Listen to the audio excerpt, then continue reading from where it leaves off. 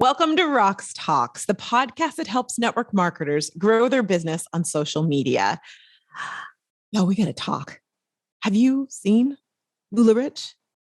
LuLaRoe. I'm going to say it very slow so you got it. The new documentary that just came out about Lu La Roe on Amazon Prime or Amazon Prime Video. Now, the reason I ask why you've seen it is because honestly, some of you, I've heard people go, no, I'm not going to watch that. I don't want to give anyone like space or give them credit or give them views and all the things. And I've heard that said before in general, when it comes to anything that comes out about network marketing. I got news for you. Let's switch that. It's better to be educated about what's out there and learn. Now you might be saying, Roxanne, sure, I'll watch it. I'm not in LuLaRoe. What did they do wrong? Let's talk about them. Yeah.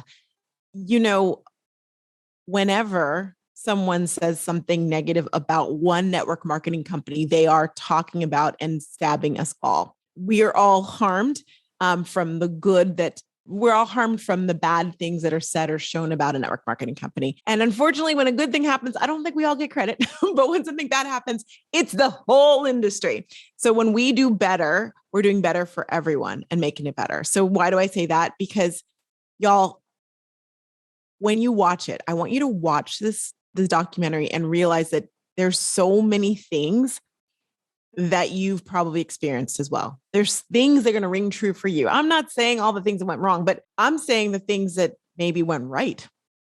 The things, the wording, you'll know within the first episode. Scott, I watched it on Sunday night. So we're recording this on Wednesday and Scott had fallen asleep because that's what he does. He says he's going to watch Monday Night Football or Sunday Night Football. And then he falls asleep in the first quarter. Fine. Okay. That's good. And we're on the West Coast. So let me just, if you're like, Waxine, it's late, it's West Coast time. And so I'm like, great, I'll watch this instead. So I start watching it. He woke up during it and he was like, oh my gosh, this is just like Rodan and Fields company I was with. And I'm like, the wording, things like that. Like he saw it. So please don't think that LuLaRoe did something that was so different from what your company did, because they didn't. So I thought, what are we going to do about it? How are we going to talk about lessons learned from LuLaRoe? And I thought the best way to do it was to actually invite someone who was a LuLaRoe retailer to come and talk to us. Now, here's the really interesting thing. I'm like, okay, yeah, I want to talk to someone who is in LuLaRoe.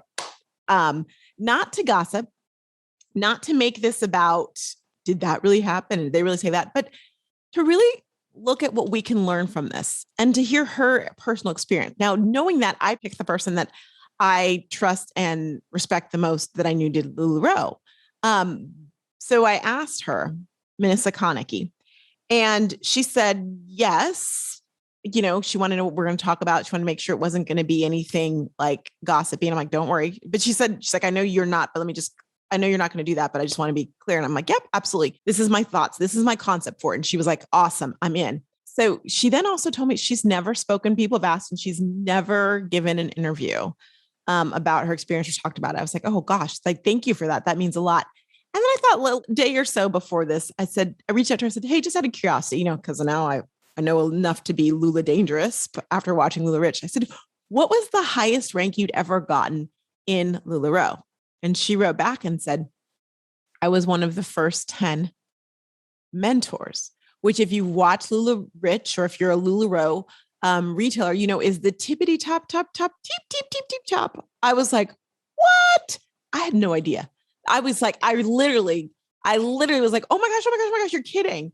So she's seen it all. So when you see LuLaRoe, you've got to realize that she has experienced it all. It turns out Minessa was like Lula famous and she trained at conventions. She did all the things. So she experienced it all. And so I am so honored that she would come here. Now, Minessa has been on the podcast before, and she also has, she was a speaker at the Social Media for Network Marketing Summit, my summit this past year, because she's gone on to do some amazing things. Her direct to success membership is fantastic. And really, when I have Facebook issues or whatever it may be, she's one of the people I talk to and about just trends and all those things, because she's on it. And so I'm really, really honored that this phenomenal woman, who I will say doesn't realize how awesome she is, has taken the time to join us, join you and me here at Roxtalks to talk about Lu La Roe, and talk about her experience at Lu La Roe and lessons we all can take from LuLaRich. Now, I want you to listen to all of the podcasts. I say that because what you're going to hear is not only her experience, but also we're going to talk about some takeaways for you and I when it comes to our network marketing business. You're going to talk about some takeaways. If you are in Lu La Roe, you need to listen to this because she speaks directly to you. If you're currently in Lu La Roe, what can you do right now? And she and I talk about what you can do to even leverage this to make lemonade out of lemons. It's not just Beyonce who can do that. And so I really encourage you guys to take a listen. And I thank you for being here today. So we'll be right back with Minessa Kaneki and lessons learned from Lu La Roe.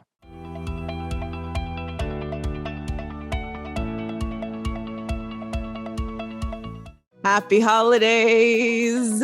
You know how to do it. You know how to do it. I love the happy holidays. Cannot wait. The holidays are here. Interesting fact. Did you know that that actually shipping prices are going up for the holidays on October 3rd? How nice of them for that. You're like, what? And why am I mentioning that? Because if you really want to hide your head in the sand and think that the holiday season is not starting in a week or so, proof positive. The rates of shipping are going up for the holiday season, which means the holiday season has officially begun. So my question for you is, do you have a plan in place? Do you know your strategy? Do you even know how to start a strategy?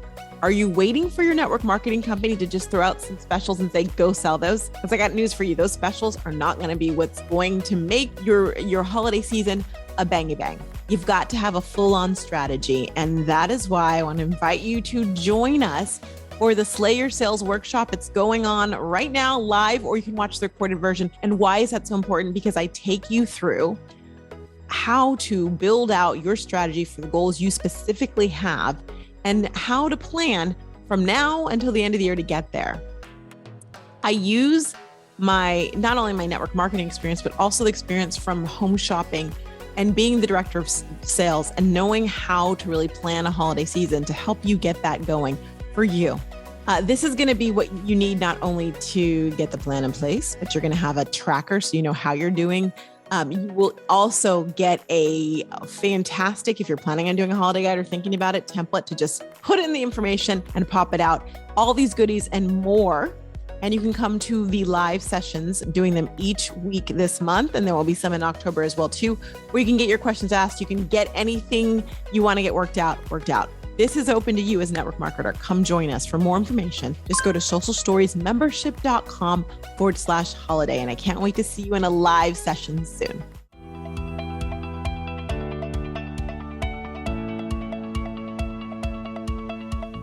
Manessa, how you feeling? Roxanne. I'm great. How are you today? I'm good. No, but really, how are you really feeling? I am feeling a little nervous. I'm feeling a little anxious. I've actually never talked. I've never really actually talked about my experience at Lu La Roe. And it's not that dramatic to share, but I'm just nervous about it because I haven't done it before. Yeah. Well, I have to first and foremost really thank you for saying yes.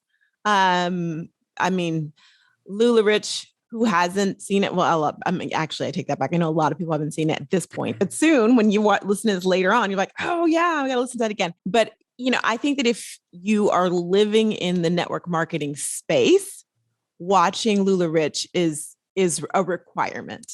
And I say that knowing that like a lot of people are like, well, don't click on that. That's clickbait. Don't read that article. And I think that's just so ridiculous because if you are trying to build a business, you need to know what's out there. Mm-hmm. So it's important, but there's so much. And, I binged it and was like, I need to talk to Minessa. How long is it?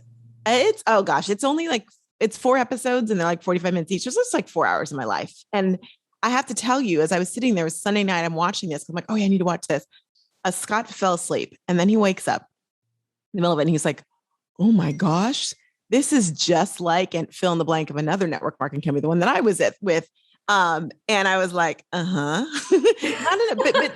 But I say that to say that there's so many similarities with network marketing companies that it is wrong for anyone in the network marketing space to say that was Lu La Roe. That's not us. Mm-hmm.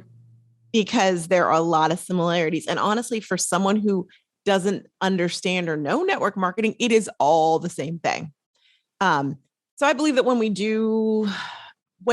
do wrong by people as an industry, it's all of us. Yeah, so Lula Rich is that documentary is fill in the blank of any other network marketing company and people. You probably don't like me hearing me saying that, but I'm okay with that. So I want to hear about your story. We want to hear about your story. We want to know all the things. I do want to disclaim this is not, and I will probably say this in the intro as well too, but this is not like a tell me about this person and what about this person podcast. We're not here for that. We are about uplifting people, about uplifting women, that's you and I. And so if you came for that, you need to go to another podcast. That's not this.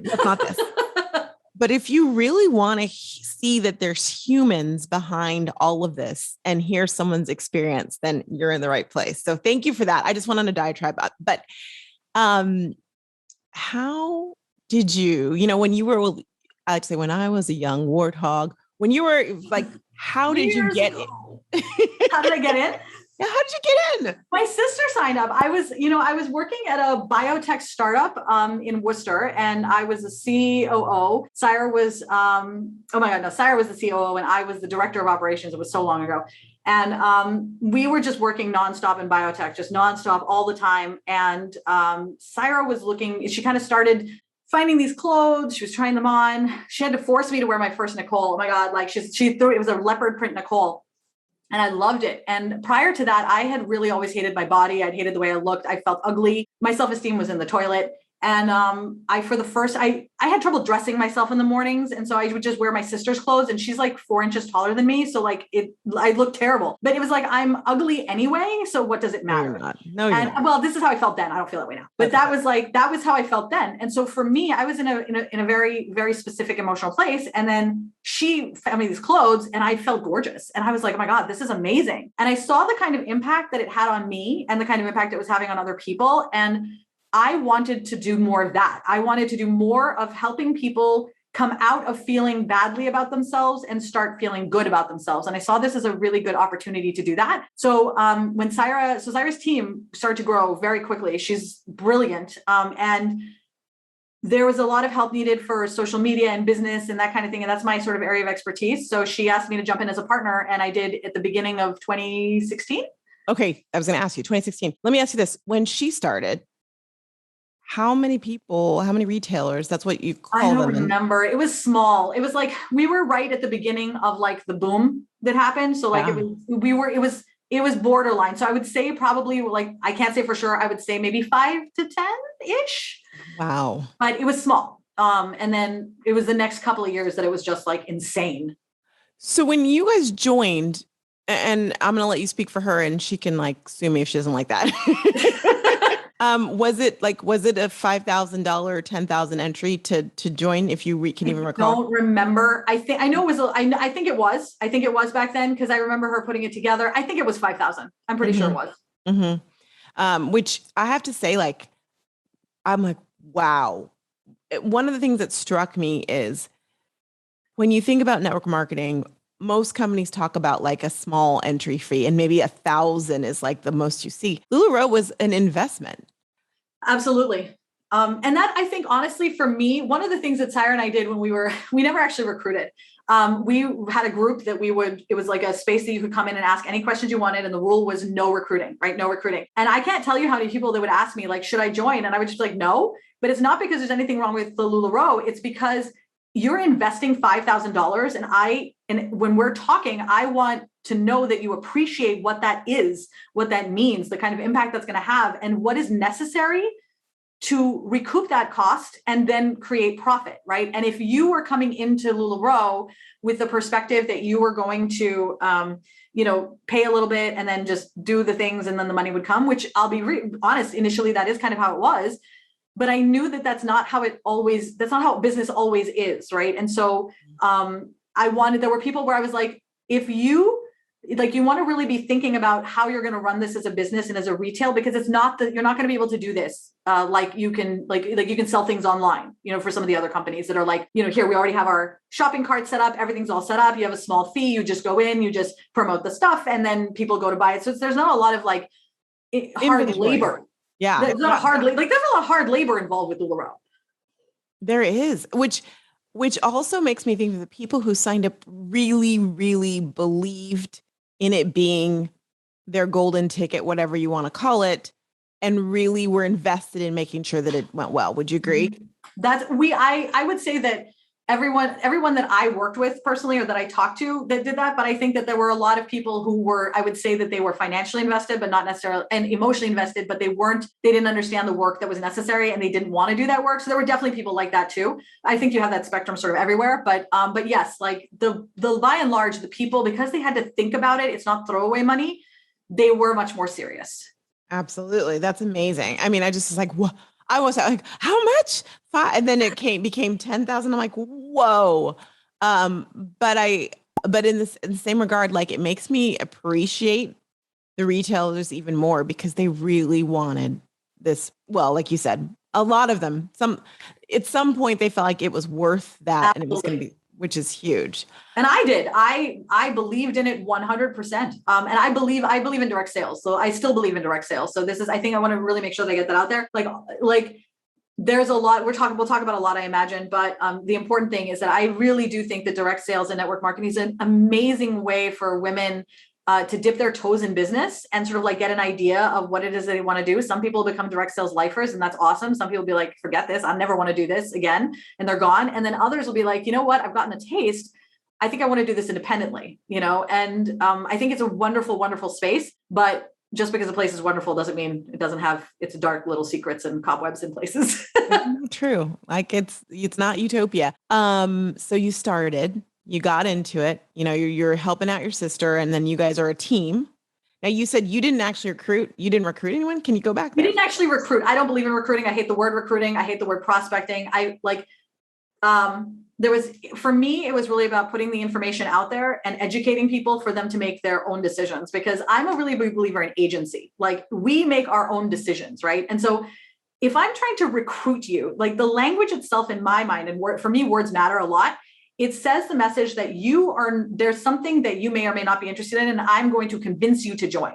And I don't want to have to convince you. Like, why am I convincing you to do anything? Like, if you want to do this, I will support you and I will help you be successful, but you're going to have to be the one to make that decision. I'll just give you the information to let you know. I've never tried on Lu La Roe. It's funny because you said the Nicole, and I gathered from the documentary that they all have names. Were they really that amazing? Oh my God, dude. They are so freaking comfortable. Like I have fibromyalgia. Oh my God. I've actually found other things I can wear. I wear a lot of MeUndies, and that's super awesome now. But like my skin is always I feel like it's almost always on fire, but like gently on fire. If that's like, so if I wear things like jeans or like other things, I can feel. That's why I don't wear bras, because I can feel everything on me. So I try to pick clothes that like are comfortable. Now, obviously we have so many choices. Like I wear Judy Blue jeans and they're like ridiculous. There's a lot of different things I can wear now that do not hurt me, but like it was really good for people with sensitivity issues. And the fit was they were great. I loved those clothes. I love them. I've never been a fan of leggings myself. So that was always really funny because leggings were like the thing, but I've never liked leggings. But you sold a lot of them. It's funny, because other people like leggings. Yeah, true. I mean, really, Lu La Roe came at the boom of the athleisure wear industry. Mm-hmm. And the dressing and leggings. And I remember like going to Junior League events. I was in Junior League of Austin, and we'd have our Christmas fair, and there'd be all these vendors with leggings, and then you'd wear like a cute little like baby doll dress over. You remember that? It was totally, absolutely. That was like the style. So I can see. I'm like, oh yeah, I can see why this is a big deal. So you start, everything is good and grand. You like, what was your experience like the first time you had a pop-up? Oh my God, I had so much fun. I came out of my shell. I used to be such an introvert. I mean, I still am an introvert and still have social anxiety, but I learned the skills to cope. I learned so much during that time. I feel like I grew a lot as a person. as a person who engages with other human beings, I don't think I knew how to engage with other human beings, and especially other women before that. And my time at LuLaRoe really helped me to learn how to make friends, to get to know people, to trust that they're not going, oh my God, I have a picture. Oh my God. One of the first leaderships I went to, we did this exercise where we all had to stand against a Post-it board. I'll have to find the picture and send it to you.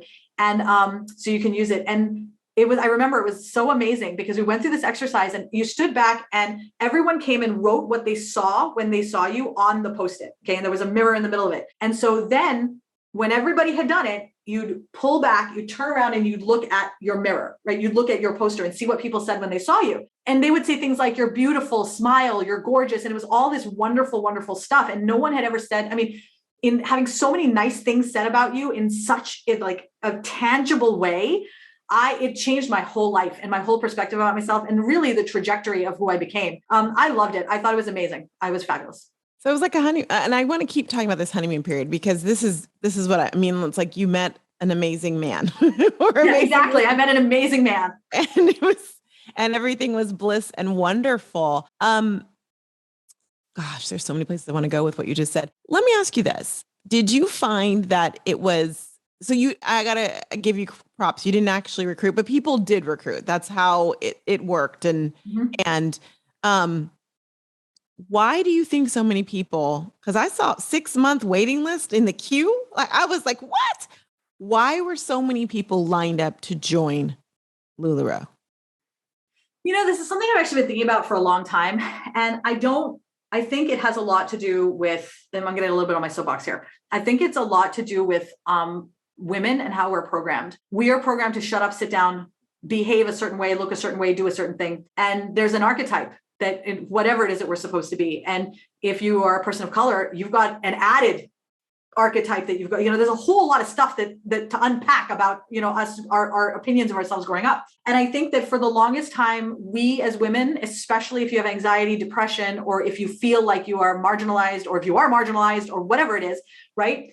We did not have the ability to express ourselves. And when we did, we were told to shut up and sit down. And so we didn't feel like we could be our authentic selves. And for me, tattoos have always been a way that I express myself. Like it's my artistic canvas. It's how I show myself off to the world, but not everybody wants to get tattoos.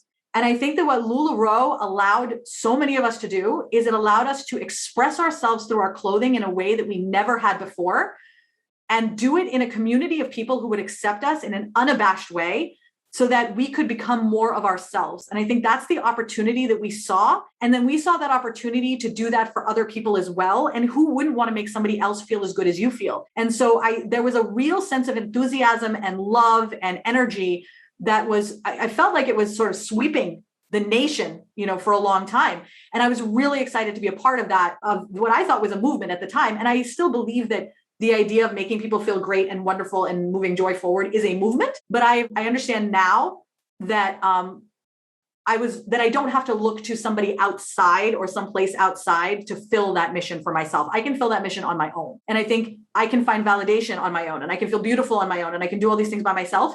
But I think for many of us, we are looking for community and we are looking for validation outside of ourselves. And network marketing allows for a lot of that. But I also want to say that it's not just network marketing.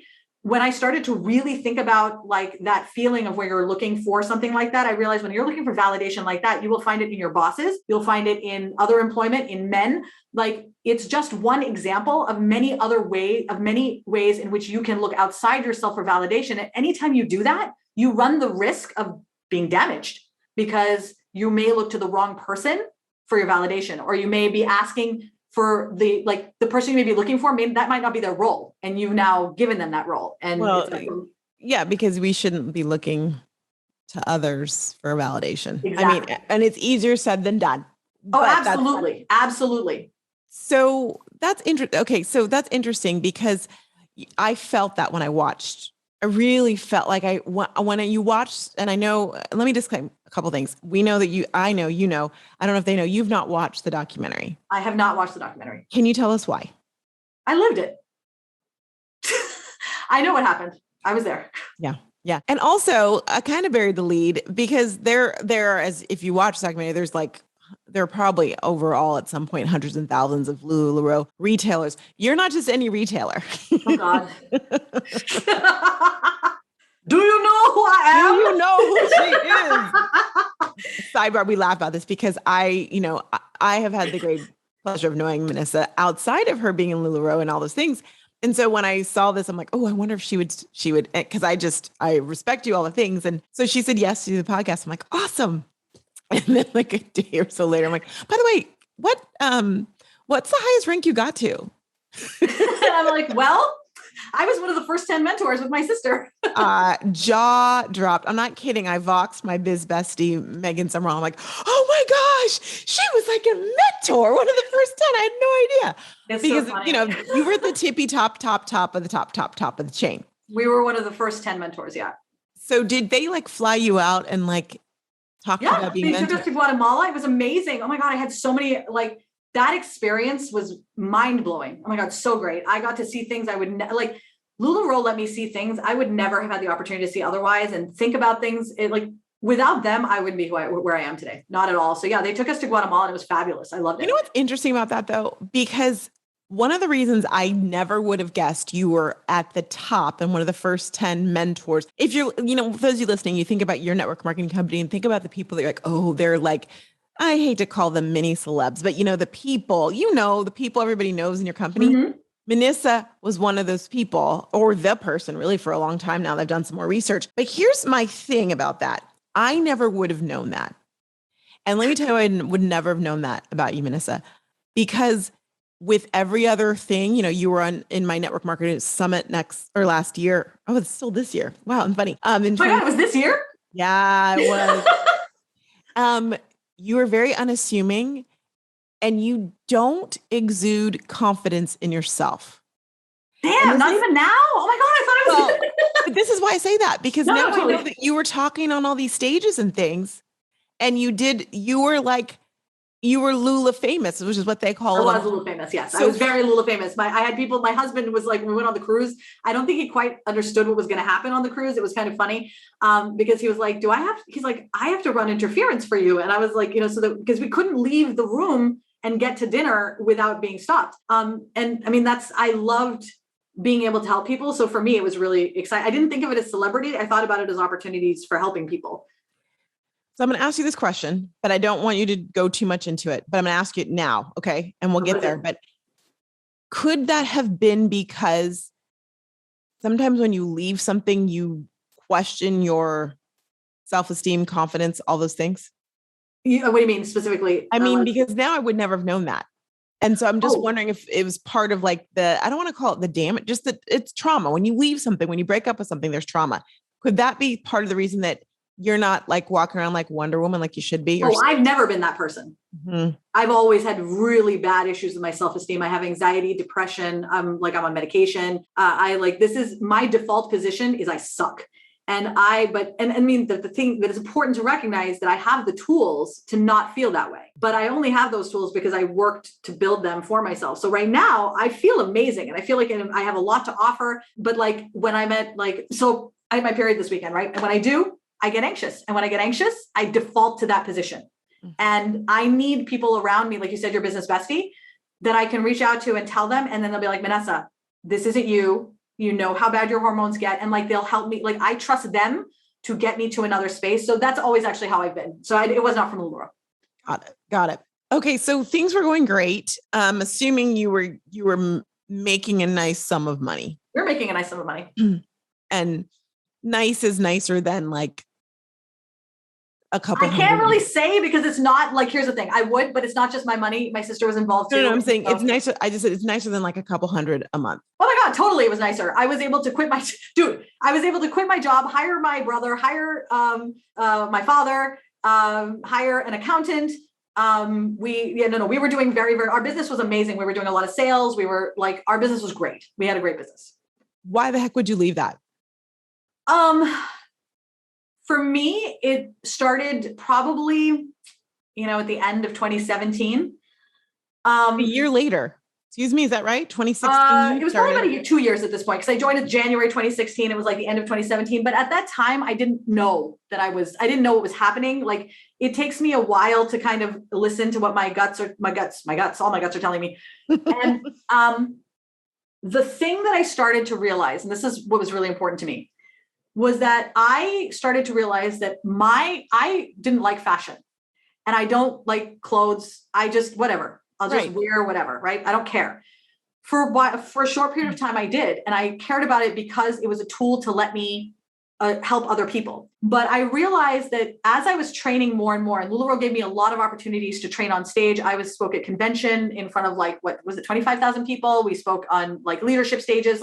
I spoke a lot and did a lot of trainings. But the issue that I started to see, that I started to run into, was that, and this is a mistake that I think I've not seen direct sales companies not make this mistake. So this is, I think, an area where I think we can all do much better, is that the corporate office had an idea of what they thought made people successful on social media. There were a lot of accidental leaders who were doing really, really well, had in their own business, had really big teams and everything, but they didn't know, they attributed their success to things that were not actually making them successful. They were like, oh, I go live this many times a day, I do this thing. And they gave you the regimen and they said, do this and you'll be successful. And for a while there, I mimicked what they were doing because I was like, all right, if I copy what they're doing, then I'm going to be successful as well. And Desire and I were trying to break a different, we were really good in our sales. We were trying to break to a different level and it wasn't working. And no matter how much I tried, it didn't work. And so that really made me think okay, if something is supposed to work, if it's a system that's supposed to work, then it would work for all of us. So if it's not working, then that means that the things that people are attributing to success is not what's actually causing the success. So I really started to dig deeper into what creates success in sales. And I started to understand things like target market, and I started to understand things about business systems. And then I realized that I had all these skill sets from being a COO, from working in Harvard, from all the things that I didn't realize were transferable into the direct sales business. And I'm like, oh my God.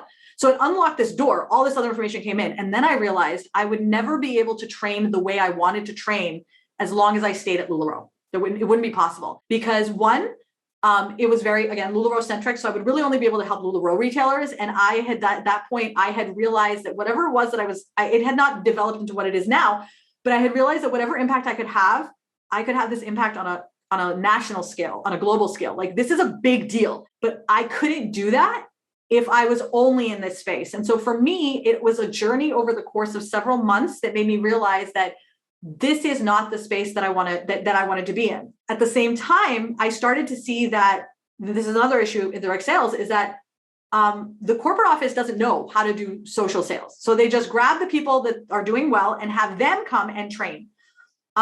It's the blind leading the blind. The people who are good at what they're doing are very good at what they're doing, but that doesn't mean they're good at training. And it doesn't mean that they're good at understanding why they're succeeding. So they would put a lot of pressure on the leaders to train on these things. And what ended up happening is now there's a lot of pressure to train on something that you don't know anything about. Your team is struggling and the team is coming to their leaders constantly to get help for Facebook and business. But I don't think that's the role of a leader in your team. I think that your team leader is there to help rah-rah you, to help you with, figuring out your back office and being successful in the direct sales part. But if you want to learn about business, if you want to learn about Facebook, if you want to learn about social media, you need to take ownership of that and go learn it. Or someone at the corporate office needs to hire someone not in direct sales, someone who has an understanding of actually how marketing works and social media works to train. But this is not the responsibility of the leaders. And so you overburden the leaders. They feel like failures. Their downlines feel like failures because they're not learning the things that they need to. And so now everybody feels like shit all the time. And I started to see that perpetuating itself over and over again. And I see that everywhere. I've worked with a lot of direct sales companies.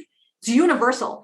And it's creating an environment of miserable people. And the thing is it's not that hard to fix. This is a really, really simple fix. Hire social media experts to teach your field about social media. That's it. Hire me. You don't have to hire me. Hire anyone. Hire Roxanne.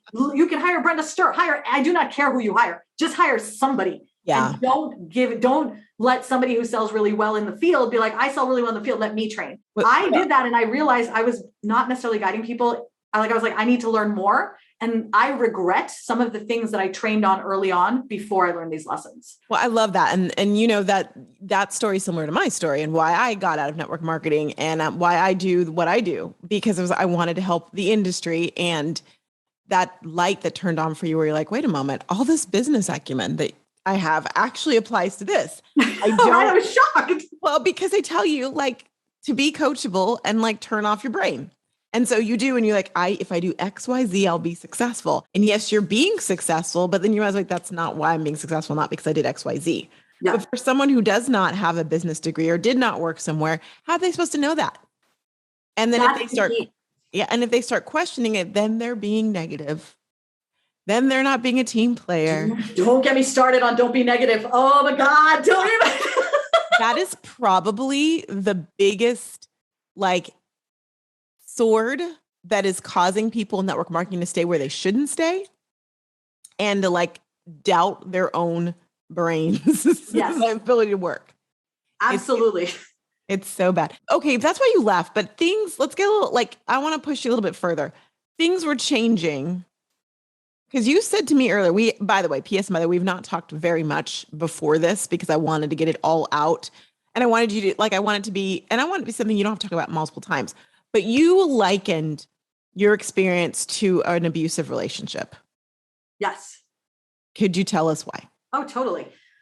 So I have a tendency, and so let's pull back a little bit. I want to be clear that like I can only speak to my experience. Like this is just me and like how my experience was. Remember how I said earlier that I've always been looking outside of myself for validation? So for me, Lu La Roe was such an intense thing, super intense. Obviously, if you've seen the documentary, you know how intense it was. And I think because it was so intense and it happened so quickly, often with things like that, you get a lot of learning lessons really fast. And so when I got out of it and I was like, all right, now I've left, I was not in a good mental health space. I was probably the most broken I've ever been as a person. But why? I'll come back to that. Okay. In terms of do you want to know how it manifested or like just how did it happen? I want you to tell me whatever you feel comfortable. Okay. So anyway, I felt really broken. My sister and I, we really struggled, for a while, just trying to find our footing, because it had been part of our identity for so long. And our friends and our community base and everything, were all there. And then, when we left, one of the issues with direct sales is that you can't leave and make a different choice. When you leave, it's almost like you're making a judgment against everybody who's choosing to stay and you get shunned. Right. And that was never really, that's not my jam. I don't judge anybody. Why? But for me, I realized. By the way, that's a little cultish, by the way. What? That and this is every network marketing. Right. When you leave, you're shunned. Absolutely. Totally cultish. It is cultish. And the thing is, it doesn't have to be that way. But if you're insecure in your choices, then you're going to want to reject people who leave because you're afraid, right? And so I think it really is about building confidence. And I think once you start building confidence in a field, then those things don't matter anymore because they're all making money. So who cares? People only feel that way when they're not making money or when they're afraid they're going to lose their team. Exactly. It's a lack mindset. So maybe if you're listening and you have shunned someone for leaving, maybe you should ask yourself why you're treating it like it's a cult. Yes. I'm just saying, people switch schools all the time. No one's mad at them for switching a school. People switch churches. They switch gyms.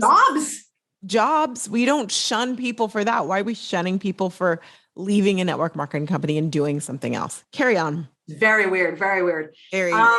So the thing for me, though, was that this wasn't the first abusive professional relationship I've been in.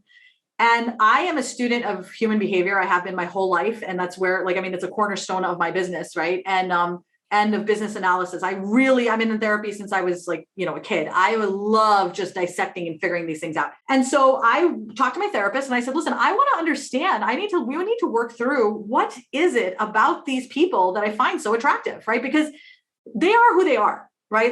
Here's the thing that I really feel very strongly about. It doesn't matter what those people are, it doesn't matter who they are. I'm not even talking about Lu La Roe. I mean, just in general, anyone I ever worked with who was abusive.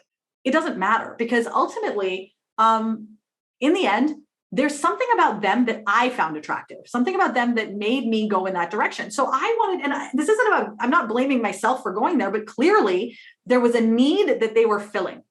Yes. What is that need? Because it's ultimately all about target audience, right? I'm their target audience. What is that need that is being filled? And for me, it was, again, we talked earlier, my self-esteem, my community, and they provided me with a wonderful place to be able to explore those things. And so for me, my thought was, it was like an abusive relationship. And the thing is that for me, I have historically tended to be attracted to people who would ultimately end up abusing me, right? And emotionally, not physically. I've never actually been physically abused, but emotionally. And when I got out of that, I was in a very, very bad place. I was probably in the worst place that I've been in a really long time. And I wanted to understand why I kept repeating this cycle. Like, why did I keep repeating the cycle? What was the need that they were filling? And what I discovered was that it was that validation aspect. Like, I didn't feel like I was good enough, and I was looking for somebody to tell me I was good enough. And it didn't really matter who it was. Like, it was just one after another, after another, after another. Like, it was literally a revolving door of abusive relationships, or what, in many, many different aspects. And it was through that, the therapy that I did and the work that I did, trying to understand what the needs were that they were filling, that then allowed me to see sort of just why it impacted me so badly. And the reason I think that I felt like it was an abusive relationship is because there was an element of withholding of love or like attention, and there was a lot of drama, and I don't have any idea what was happening. Like, I don't know what everybody's intentions are on the other end. I just know how it impacted me. And so how it made me feel towards the end was, it made me feel a little bit small, like I didn't know what I was doing, like I was stupid. And it really started to like impact my health and how I was feeling. And this isn't to say, again, that everybody had that experience, but that was my personal experience. And so for me, I was also trying to, at that moment, build another business, which was Direct to Success. And I ended up leaving for Direct to Success. And I wanted to work with women who were in my position, not necessarily coming from direct sales, but women who looked for validation outside themselves to feel confident in their business. And what I wanted to help them do was build their confidence through business skills, and help them to see that, like, you've spent 40 years building all these skills and tools and whatever, you're a grown woman. And I think for me, one of the biggest things that I started to realize was I felt like I was being talked to as a child a lot of the times. And so and there was a moment where I remember being like, you know what, I'm a grown woman. I do not need to answer to you. Like, I don't need to answer to you. And that for me, the control was something that I felt was, and like I said, this was all my experience of it. And I chose that I didn't want to be a part of it anymore, because I wanted to do something different and impact differently. I know that there are people in there who are very thrilled, very happy, and do not have this experience. And yes, and there's people who are still LuLaRoe retailers, and they're rocking it. So but this is your personal experience. Yeah. Yes. It's almost like the disclaimer. These are my personal results. I really don't want anybody to feel like I'm judging them, because I'm not. Like, I think that wherever you are, like, I want you to be successful, and I want to help you be successful there, whether it's LuLaRoe or any other company. But I think in order to do that, you have to know who you're doing business with, and you have to know what the business actually is. You can't be looking at it through this lens of like what you think it is, and then be disappointed when you find out what it actually is. I think that. Did you feel like you didn't know what it was when you got into it? I don't think they knew what it was when they got into it. That's fair. So I think none of us did. I think it just became something, and it grew it had a life of its own. It became something on its own. And I'll be really, I honestly do not believe in my heart of hearts that anybody had any idea what was going to happen. I think it just happened that way. And I think that that's the biggest problem, because one of the things I've noticed in business, and it doesn't matter whether you're a corporation or a direct seller, you have to be intentional about growing your business. And there was no intention. It was just, oh, look, we're growing, and let's throw money here. And I understand how that happens. Like, there's so much happening. The momentum is happening. And then suddenly you wake up and you're like, how did I get here? Well, it was clear, just so you know, that from the documentary, they said it several times, like, it grew so fast. They didn't necessarily have a business plan or like business. I mean, they brought their whole family in to do all of it, which is awesome, but in some ways, but also not. And so I hear you, it grew really fast. And when it grows really fast, it's like, oh my gosh, what do we do? Do we slow this down, or do we slow this down? And that's when money starts to become an issue, because you're like, if we slow this down, we're not going to make as much money as we could be making. And then you start making some interesting decisions about life. That's the problem. I think that was where the problem happened. It's actually, in retrospect, I can see a couple of other businesses I've been a part of over the years where I'm like, that was the moment. And what's great is actually for me, when I approached that moment in my business, I stopped. I made the opposite decision, because I'd seen the mistakes, and I was like, you know what? and I actually remember messaging you. You were supposed to be on my podcast, and I was like, I'm sorry, Roxanne, I'm not doing my podcast anymore with guests. I have to reset. And I felt terrible, because I love you, but I just couldn't. I realized that I needed to stop and reset. Otherwise, I was just going to spiral out of control, and I was going to end up, again, literally abusing myself in my business. Well, then see, now that's a big lesson that you learned. And I do believe we go through things over and over again until we learn them and show that we've learned them. Right. So true. And when I saw that and I saw the problems that were happening behind the scenes because they were growing so quickly, right? I remember like with Rodan and Fields, I remember when we had issues because products weren't that there was a whole product that wasn't even available for an entire year because we're going too fast. Yep. Changing a website and everything crashing and like losing and people like I thought that there were a lot of women on Xanax, at least on Xanax that weekend. Let me just say, but I remember that. And that's like growing too fast and trying to do too much. And they use the analogy that I do love, trying to change the tires on an airplane or a car, whatever you want to say, while it's moving. And that is dangerous. And then you start making decisions. It was funny. You'd love this. They were talking about how they had ended up buying so many different software. Oh my gosh, dude, with the software, I was part of the software launches. And I think with network marketing, that is one of the biggest issues. If you're listening, you're like, oh, my company has tech issues. So many of them have tech issues because certain things aren't really built for the system that is network marketing. Yeah. And then trying to catch up with it. I mean, but they were showing Google spreadsheets it was like, but I do think what you're saying is right. So you grow quickly and then you start to make decisions that you probably wouldn't make if you weren't growing so quickly. Yeah. And some of them aren't the most ethical decisions because you're growing so quickly. Yeah. I feel like that's a different choice. The ethical part's a different conversation. You said I pause. I'm like, yeah, maybe I feel like I still make ethical decisions. I know. I said that. I was like, no, I don't know. I'm be PC and that doesn't work. Like you just make some bad decisions. But I've made a lot of bad decisions that were still ethical. Yes, exactly. I've made a lot of ethical decisions that were bad. So that's a whole nother, that's a whole nother Oprah that we're not going to get into right now about why they did what they did. You can watch the documentary for that, that part of it. I don't even know what's in that. Like, I don't even know what we're even talking about in terms of ethical or unethical, because like I said, I didn't watch it. So I'm sure they talked about it in there, whatever it is that happened. Well, I will say this. One thing was really interesting about the documentary is that they let their words speak for them. So they would show the interview that they had with Mark and Deanne, excuse me. And then they would transpose it with the deposition where they were saying the exact opposite under oath.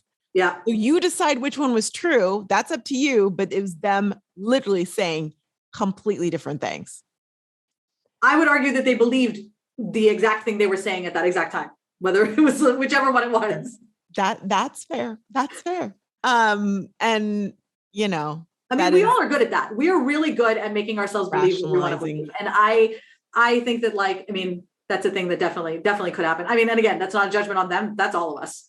Well, and sadly in the world, we're better at that now than we were before. We're so much better. We are too good at it and we need to stop. That's where I'm all about intention, right? Because I realized that I wanted to stop and run a more intentional and mindful business. I didn't want to run a business by accident. You can't have a successful business. I mean, you can have a successful business by accident, but then when something goes wrong, you have no idea how to fix it. Yeah. I feel like you got in so early. Like, here's my thing, because I really want this to be an opportunity for people to learn lessons from your experience and from what can we learn?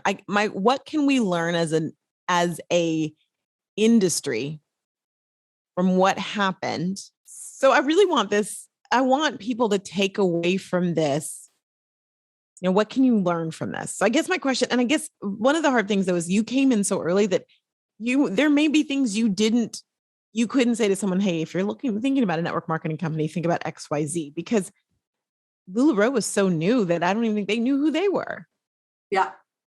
But what can we learn as an industry from your experience and from the movement that was and still is Lu La Roe? I think there's a lot of lessons we can take. And I think that for me is the most important part. Like the only real reason to share an experience like this one is really to shine a light on something that we can, like you said, make better. I think the first thing you mentioned earlier is that we, as the direct sellers, so everybody who's listening, you have the power to change the culture of cattiness and the culture of rejection and the culture of shunning And it comes from recognizing that other people can make choices that do not involve being in a direct sales company without that being a rejection or a judgment on your choices. Like, you can be in a direct sales company and do really, really well and have a great life, or you can be in a direct sales company and not do well and not enjoy your life. And I can go off and do something else and leave that direct sales company without it being a judgment on you, or me saying that I think the company is going to fail or you're going to fail. Like, sometimes it doesn't mean anything other than I want to do something different. We have to be okay with people making choices that are not the same as ours. And I think that that's something that is very challenging to do in direct sales because of the environment that does get created. And we can change that. We have the power to change that. I think the second thing we can learn is that it's so important for direct sales companies and network marketing companies to recognize that the old way of doing direct sales is over. This whole idea that you're going to be able to do, one-on-one home parties and only have that be the way you grow. Yeah, you can absolutely do that for the first 3 months for any direct seller. There's going to be people with gigantic networks who can they will take that, and you're going to have those success stories. But for the mass populace that you're trying to bring in and have them grow using social media, the way that you're training them by taking that one-on-one method and just plugging it into social media doesn't work. And you're setting up an entire industry of people to fail by doing that. It's so important to bring in people who understand social media and who understand they're able to train at the direct sales level, but also understand the overall bigger picture of marketing and be able to do it in such a way that they're giving the people because the direct sellers don't need to know everything about Facebook, but they need to know the things they need to know, the stuff that you train on, Roxanne, the stuff I train on, Brenda trains on, a bunch of people train on, that are specific to help them grow. And I think direct sales, as long as we live in this silo where we're hiding everything in direct sales, right? And we don't want to bring in other people on the outside, then people are always gonna, we're an easy target. Direct sales is an easy target. That's why LuLaRich exists. That's why people are always bashing MLMs, because we're a very easy target, because they make a lot of ridiculous assumptions about the people who sign up in direct sales. We can't undo that if we keep perpetuating the behavior. And so it is so important that we train that from the top, because that's where it starts, about the fact that this is not a cult, it's a business. And if it's a business, then we're going to train you and give you the business skills you need. Yes, we have rah-rah stuff over here, that's great, but the business skills are what's going to make you successful, not the fact that I tell you that you're awesome. That's going to make you feel good about yourself while you're being successful. I think that's the second thing. And then the third thing, which I think is most important for anyone who feels like they have suffered a trauma in direct sales or in anything else. I've been through a lot of traumatic situations. I grew up in a war zone, had guns pointed at my head my whole life. So I'm no stranger to trauma, even regardless of what it is. But at some point, and I want to say this properly, you don't want to feel this way. And you don't want to feel like you're constantly looking back at the things that went wrong. And I want you to stand up right now, and I want you to look behind your shoulder. Okay, wherever you're at, I want you to look behind your shoulder, and I want you to start walking forward while you're looking back. How long before you run into a table, before you trip, before you step on a Lego, before you hurt yourself? I have been in business since I was 18 years old. I'm 44 now. You do the math, because I can't. And I can say with confidence that as long as you are looking back, you will constantly run into things and you will constantly feel like you're failing. It's look forward to, okay, all this stuff has happened. How can I use this and you create stepping stones for my future? And that's what I did. That's what so many other people have done. And if you are in direct sales and you're not feeling trauma, that's fabulous. That's amazing, right? Because not everybody's going to feel trauma just because they're in direct sales. But I definitely know that there are people who do. And those people can probably take a lot more joy out of their life by changing their perspective, not by working more hours in the day, which is usually the answer that's given. So it's really important to recognize that, as long as you're looking back at all the things that were done, and you're grabbing and holding on to those preconceived notions and underlying beliefs about yourself, you're never going to be able to be successful because you're not looking forward, right? Leave the people in your past behind. Don't give them that power over you, right? And then you will be fine. 2 episodes ago was just about, are you letting your past dictate your future? Nice. Oh my God, that's amazing. Dude. Those lessons are so important. And I hope that you all listen to those and hear her, because it will make the entire industry better. And for those of you who are lifers, guess what? You will be able to have stronger, more enriched teams if you follow these things. So true. It all comes together. You know what's funny? You just said that. I'm sorry. I totally had to jump in because of drama. When you start doing things this way, it totally changes everything. It changes your team doesn't have any more drama. And then suddenly you have all this time and suddenly, it's a whole different world. It is a whole different world. Yeah, it's huge. And I love all that you said, but really taking the moment of realizing, listen, y'all, there's so many business things to learn, not just social media, but there's so many business things to learn. Half the people in network marketing don't even know if they're making money. There was a moment when one of the retailers said she made X amount of money, but she spent, in hindsight. So really, she just came out, if you're talking about just her sales, she didn't make that much for all that work she was doing. Yep. And I'm not saying that's a bad thing. You might, if you're enjoying it, and we have to remember that money is not the only reason that we do network marketing. It can't be. It can't be. And if you're like, yes, it is. Well, then really, because I've seen the disclosure statements, so I know that it's not. But knowing and understanding that how much money you're making, so you can actually make that decision on, is that worth your time? Because time is money, I think makes a difference of people's enjoyment levels as well too. Absolutely. And I think, you were saying about how that's not the only reason people get in.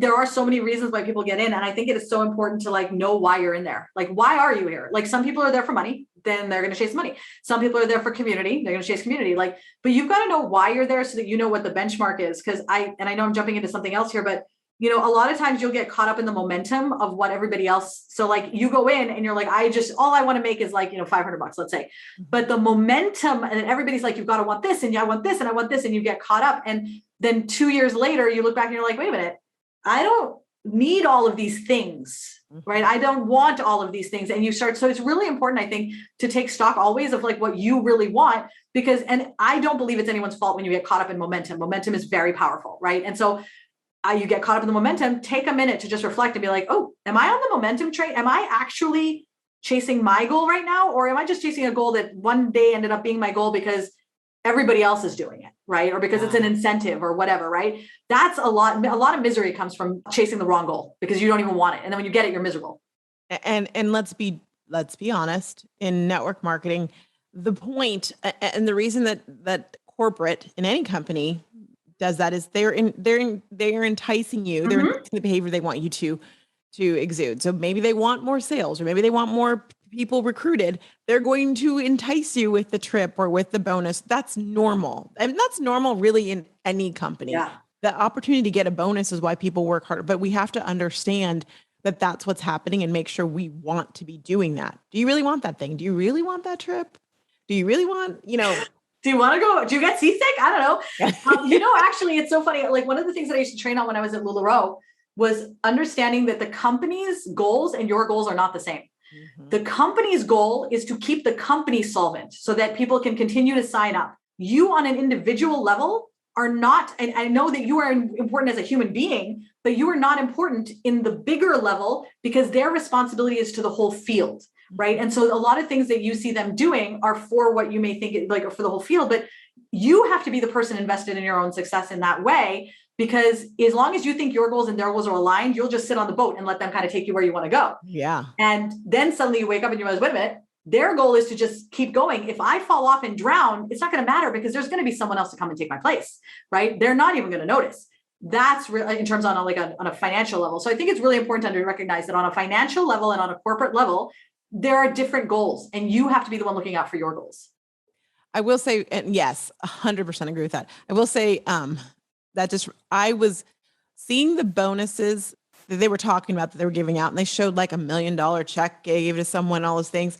The amount of money the company must have been making to give out I was like, wait a moment, if they're giving those bonuses, how many leggings? What is the math here? 1 plus 10. Yes. It's like the meme with all the numbers. That's the one I was thinking of. The part just looking confused and be like, what? I was like, wait a moment. Okay, heroes. I can follow it. There are people who are still in LuLaRoe. They even highlighted someone And there's still, I mean, from the number, there's at least 10,000, maybe more, probably more LuLaRoe retailers.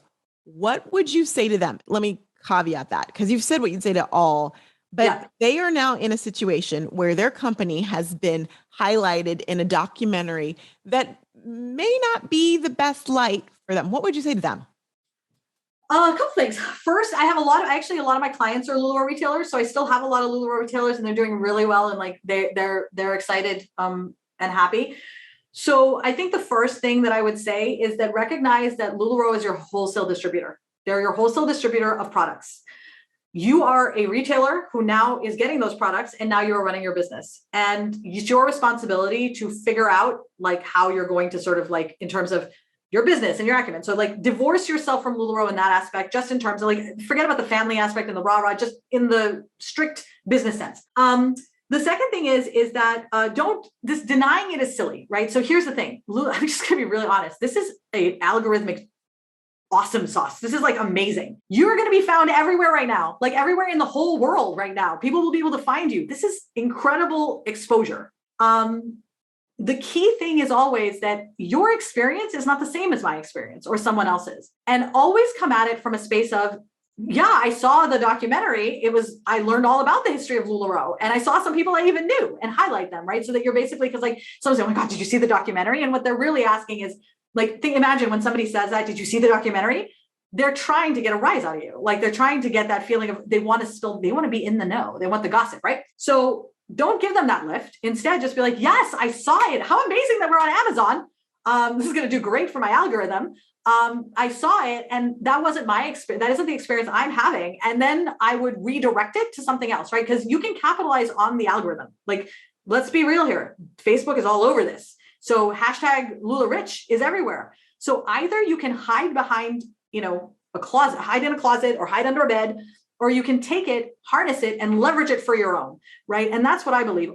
You can use this publicity for yourself. I think it's really important to share your experience, because ultimately, if all they hear is the bad experiences, then that's all they're going to believe. Be authentic and honest about your experience, because don't think of it as like rando person coming to ask me. Think of it as there is a human being who's curious and they want to know, and you can fill their curiosity. And if you fill their curiosity in a satisfying way, they will continue in an authentic way. They'll continue to buy from you. They'll even sign up under you, right? Because you have now shared your experience. I would not dismiss it, say, oh, it's all stupid, or it's dumb, or, oh, they don't know what they're doing. Like if you just dismiss it and pretend like it's not real, that makes people distrust you. Because now that it's out there, most people are going to believe it's true. So your job now is to leverage it and redirect that energy somewhere else. I'm a big believer that energy can be used for good or evil. You get to decide how you want to use it. And this is energy now in the universe. And so you can take that energy and you can choose to bury it like this, in which case you're going to explode, because you're going to feel like you're being inauthentic. You're going to be scared. You're going to be afraid. And you're going to create a self-fulfilling prophecy, because you're going to be so like this, held tight and close and not wanting to share things, that people will mistrust you. And they're not going to understand why they're mistrusting you, right? They're not going to think that they're mistrusting you because they're going to think they're mistrusting you because you're hiding something. So just own it, get out in front of it, and just be like, here I am. I'm a big believer in that, because ultimately the product speaks for itself. They're buying from you because they love you. So you speak for yourself. They want to support you. This is just one blip in a radar. This is now hotness. I'm guaranteeing in 1 month, it's going to be gone. No one's going to be talking about it. It's only here right now. So use it while it's here. Otherwise it's going to be gone, and you're not going to be able to capitalize on that algorithmic bump that you're going to get. I love it. That's some sound advice. And for those of you not in LuLaRoe, your time will come. I don't mean to say that way. Thank you for filling my Mad Libs. That was so funny. I was like, oh my God, she's not going to say that, is she? Yes, I was, because your time will come. It is all cyclical. And I say that to say, again, don't think you're better than LuLaRoe, A, and B, the advice that Minessa just gave LuLaRoe, she's giving to you, and now you're ahead of the game. So when something comes up, an article, something, the FTC, it's going to happen. It's going to happen. Now you know what to do with it. So that's sound advice for everyone. So I have a question for you. Yeah. What would you advise? Well, because you and I come from very similar spaces, but we train, we have very different tools. So I would love to hear from you. Like, what would you say to a current LuLaRoe retailer? Yeah, I agree. I think first of all, take a breath, breathe, watch it. Watch the whole dang thing. Watch all 4 hours of it. And, anything you want to like complain about, bitch about, you already cuss. So I'll make this explicit. Cuss about anything you want to say. Do it amongst people you trust, probably other retailers on your team. Like, get all that out of your system. Awesome. Then I would do a live. I would schedule the dang live and say the truth about LuLaRoe. I'm going to give you my inside experience about and I would do a Facebook live or an Instagram live. And you know what? If you feel bold enough, you might even say, I'm answering any questions. Send me your questions. I would absolutely be, like you said, I mean, I'm with you. I just take it a step further and do that Facebook live or Instagram live and talk about it. And don't be that person who won't freaking talk about it, because that's the most annoying thing. So annoying. I love that. Just get out in front of it. So like, I love, mine was passive. If people do that, do that. I like Roxanne's. If you are bold, I would do it that way, because then you're getting out in front of it and you seem unafraid. And that's ultimately the key. Like, you seem afraid because you are afraid, right? But you can always borrow on, what do I like to say? I said, borrow on boldness from someone you admire. Like, just borrow their boldness and dive in and pretend. I have definitely done that. I've borrowed on Roxanne's boldness at least twice in my life. She doesn't know that until right now, actually. I don't. You're so amazing. I hope you know that. And when I said that about you, about like, I get to see you behind the scenes, which is like a Barbara Streisand who like doesn't like to like go out, but then she's like, and she's doing it. Yeah. So to me, I'm like, oh my gosh, I hope you understand how amazing you are. And I do want to congratulate you, because I know you relaunched your membership and you're rocking it, and it's exciting, and you just moved into a house you manifested. So like, you're rocking it, girl. Thank you so much for being here. Thank you for speaking into the lives of network marketers of yesteryear, of current, and of future, because I know that you made a huge impact on their lives. And y'all, I'm going to just say it. If you have not watched, where can we find you, first of all? Oh, you can find me at Minessa.com. So Minessa.com, or you can find me at directtosuccess.net. So Minessa.com will take you to my Facebook page. Directtosuccess.net will take you to my super new and fun website. Yay, I love it. Congrats on that. And y'all, if you haven't, go watch LuLaRoe. It's streaming right now on Amazon Prime. Watch it, because when you know better, you do better. And also, thank you so much for listening to Roxtalks. We're not doing anything else but just this conversation today. So I want to remind you that you're not ahead, you're not behind, you're exactly where you're supposed to be. I'll see you next week for a new episode.